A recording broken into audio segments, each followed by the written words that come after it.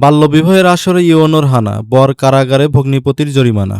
শতাধিক বরযাত্রী, মাংস ভাতের আয়োজন আর আপ্যায়নের তোড়জোড় সব প্রস্তুত, বাকি শুধু কাবিননামায় স্বাক্ষর। এমন মুহূর্তে উপস্থিত হয়ে সপ্তম শ্রেণীর এক কিশোরীর বাল্যবিবাহ বন্ধ করে দেন মেহেরপুর সদর উপজেলার নির্বাহী কর্মকর্তা মোহাম্মদ খায়রুল ইসলাম।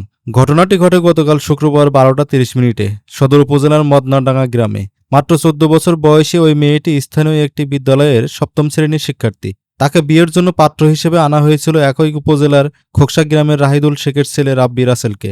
অথচ বাল্যবিবাহ নিরোধ আইন 2017 অনুযায়ী ছেলের ন্যূনতম বয়স হতে হয় 21 বছর, আর মেয়ের 18 বছর না হলে বিয়ে করা অবৈধ।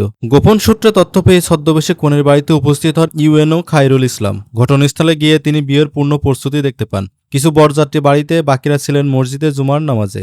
পরিকল্পনা ছিল নামাজের সময় হঠাৎ করে বিয়ে সম্পন্ন করে ফেলা। তবে প্রশাসনের উপস্থিতি সে পরিকল্পনা ভেস্তে যায়। ইউএনও ঘটনার সত্যতা নিশ্চিত হওয়ার পর সঙ্গে সঙ্গে খবর দেন মহিলা বিষয়ক কর্মকর্তার প্রতিনিধি, সমাজসেবা কর্মকর্তা, পুলিশ এবং ব্যাটালিয়ন আনসার সদস্যদের। পরে ঘটনাস্থলে ভ্রাম্যমাণ আদালত বসিয়ে বর রাব্বি রাসেলকে বাল্যবিবাহ নিরোধ আইনের বিভিন্ন ধারা লঙ্ঘনের দায়ে 7 দিনের বিনাশ্রম কারাদণ্ডে দণ্ডিত করেন। এছাড়া বিয়ের অন্যতম উদ্যোক্তা হিসেবে উপস্থিত রাব্বির ভগ্নিপতি সজীব আলীকে 10,000 টাকা জরিমানা করা হয়।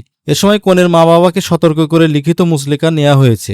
মেয়েটি প্রাপ্তবয়স্ক না হওয়া পর্যন্ত যেন কোনোভাবে পুনরায় বিয়ের আয়োজন না করা হয় সে বিষয়ে একজন স্থানীয় শিক্ষককে বিশেষ নজরদারির দায়িত্ব দেওয়া হয়েছে।